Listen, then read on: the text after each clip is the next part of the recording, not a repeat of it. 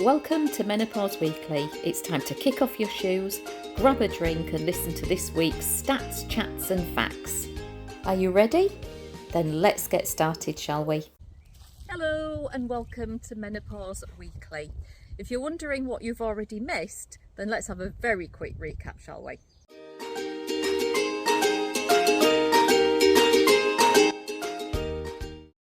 So today we're going to look at how Davina McCall reacted to a question which I asked on Steph's packed lunch, and we're also going to see what Dr. Naomi Potter had to say on the matter. We're also going to be looking at some of the myths and how easy it is to be misdiagnosed. And finally, I'm going to offer you one of my tips for survival.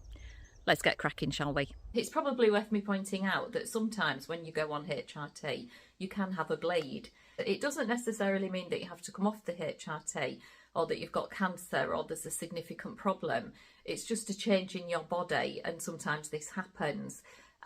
It did happen to me. It was at the time when I talked to you last week about the fact that I was having really bad sleep deprivation, and I started to feel mentally and physically drained and out of sorts. At that point, I'd reached rock bottom and I did go to the doctor and we had a chat. She talked to me about HRT. It frightened me. I wasn't sure if it was something that I really wanted to do. I spent a long time thinking about it, and then eventually I decided that yes, I would go on HRT. I was only on it a really short time and I had a very small bleed, but I went to the doctor and they said, we're going to have to refer you to the hospital. Unfortunately, I was referred to the cancer ward, and I saw a consultant who, I'm going to be honest here, was really not very helpful. He looked at my age and he looked at the symptoms, which was a very small bleed of going on HRT, and these were his words. He said, well, clearly it's not for you and you've missed the boat. You're too old. You just need to come off it. And that was it. End of discussion. Nothing. So let's have a look at that conversation, shall we? I was on Steph's packed lunch and this is how it went. Whenever we talk about it, we get loads of questions, and I know some of our lunch mates wanted to ask a few, if that's all right. So Sandra, you wanted to ask one, didn't you? Yeah, I did. I mean, I think my story's quite a sad one, really. I was 45 when I had my last period, and I hit the menopause immediately. And I kind of went for 5 years with no sleep, and I felt really depressed, and I felt sad, and I felt lost, and I was a bit dipsy, and I was just having hot sweats. And did you talk to anyone? I went to talk to the doctor, who said, right, you should go on HRT. So I did, and a week later I started having spotting, so I started to bleed. They sent me to the hospital, and unbeknown to me, they'd actually sent me to the cancer ward, and I turned up on my own, and then found out that's where I was. The consultant said to me, you've really missed the boat. You should have been on it 5 years ago, the HRT, so it's not for you. So this is 10 more years. This is 15 years in total. And a friend of mine has said to me, you know, if you're still having all of those symptoms, which I am, I get 5 hours sleep a night. Oh, God. And I've struggled with mental health since hitting the menopause, and I've dealt with it all myself. Yeah. And it is a bit depressing, and it is hard, and it's a struggle. But a friend of mine said, it's not too late, Sandra. You can go on HRT. So I want to ask, have I missed that boat, and will there be any benefits for me? Like all of these situations, it is about a balance of risk and benefit for that individual. So we do like to get women on HRT if they're going to be on it as early as possible, because it has the most benefit if you are on it in the perimenopause and early menopause. But if women are very symptomatic, then you take a view and you look at the risks and the benefits for that individual, and if they're keen to try it, then we do sometimes start women, you know, a number of years after the menopause, and it can make a massive difference It really can, and a lot of the time you're looking at quality of life. Your quality of life can change enormously in the menopause if you have debilitating symptoms, and HRT can help. Having said that, there are other things that can be tried as well. So even if hormones aren't for a particular individual, there's other medications and other treatments that can help as well. So it's not. I think to say that door is shut is a massive overstatement. There's lots that can be done. So let's have a look at how easy it is to misdiagnose some of the signs and symptoms of the menopause. I mean, one of the really easy ones to misdiagnose is what we call brain fog. Now, we've all experienced that moment where we get to the top of the stairs and we say to ourselves, oh, what was it that I came up here for? You get all the way down the stairs and then you realise what it was. It's irritating, I know. But brain fog during the menopause is slightly more amplified than that. It's different. I kind of knew that it was different. There was links that I was missing. There was things that I wasn't understanding. There was kind of memory loss as well. I mean, at times, don't get me wrong, I thought, ooh, maybe it's my age, Alzheimer's or dementia. I also thought, well, maybe it's just the fact that, you know, we all talk about having brain fog when you've just had a baby. So it's probably that.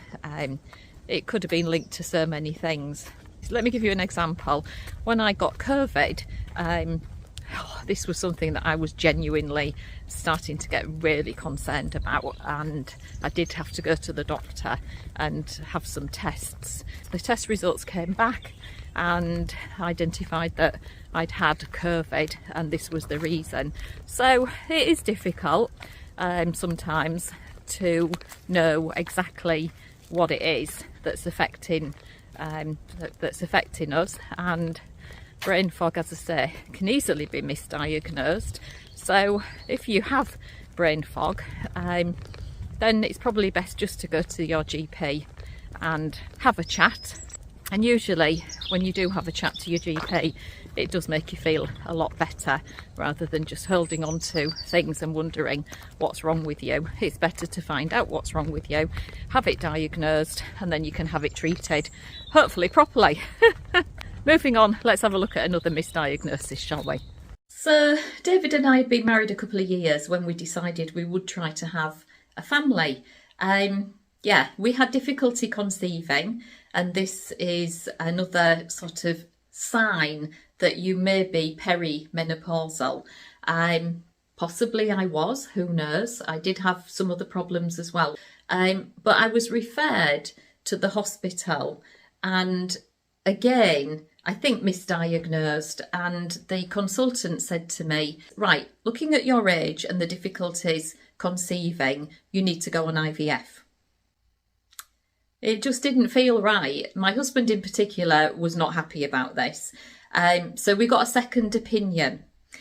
And the second consultant said, well, you could go on IVF, but how do we know it's going to work? If we don't know what's wrong with you, then we don't know whether this is the right course of action for you. And thank goodness that we did see Mr. Hefney. He made sure that I had my two special gifts in life. I would never have had children had it not been for Mr. Hefney at Benenden Hospital. So I am giving them credit here because they really do deserve it. They were amazing, absolutely amazing. I had a 4-hour operation, and as you already know, I had a massive endometriosis which was removed. I had a dermoid cyst on my right ovary, and I had a twisted left tube. The likelihood of me getting pregnant with IVF was very, very slim. I would be childless, no doubt, right now. My struggle with conceiving and miscarriages led me to have some very severe mental health problems. I was very, very depressed, and yeah, my children saved me. I'll be honest with you. So I'm just putting these things out there. I'm not saying that it is 100%. I'm not saying that it isn't. But you know what? These things, you just, until you read Davina McCall's book, you would have no idea. These things were just being flagged up in the book, and it kind of all came together for me, and I just thought, I never stood a chance. I just never stood a chance. I was menopausal and perimenopausal for such a long time, and I didn't realise it. So yeah, I don't want this for you. I want you to share. I want you to talk to people. I want us to support one another. And the more information that's out there, well, the quicker we can get on with our lives and be the person that we should be, that we want to be, that we once were. And yeah, hopefully this is helping. I remember taking my daughter to the doctors, and she must have been only really tiny, I think probably 2 or 3. And I remember the doctor just turned to me and she said, "And are you okay?" And I just burst into tears. And she said, "Well, we clearly need to talk to Mum." I thought that maybe I'd got postnatal depression. She referred me for some counselling, which helped, but obviously it's not the answer because you're not treating the right problem.